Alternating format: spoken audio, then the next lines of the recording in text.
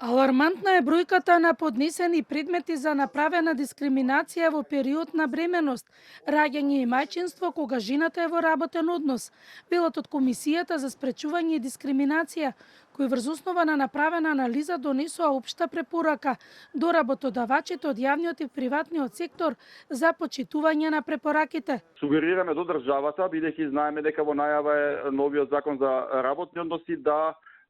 се заштитат овие категории на работнички кои што работат на определено време. Значи, ние во праксата имаме доста случаи кои што се од разни сектори, како имавме случај во една болница, значи во банки, во универзитети, значи жени кои што соопштиле дека се бремени или планираат бременост, или кои што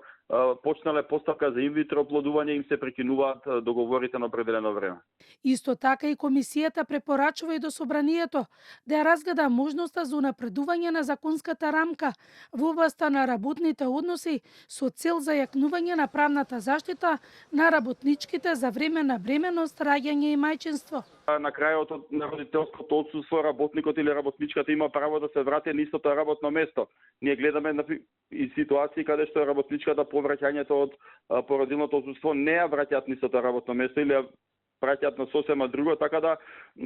во тие делови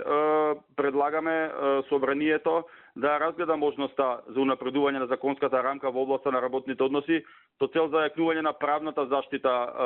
на работничката за време на бременост, раѓањето и мајчинството, со цел да се спречат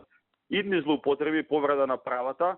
Согласно Законот за спречување и заштита од дискриминација, Комисијата има законска надлежност да го следи спроведувањето на општите препораки, што ги упатува по сопствена иницијатива.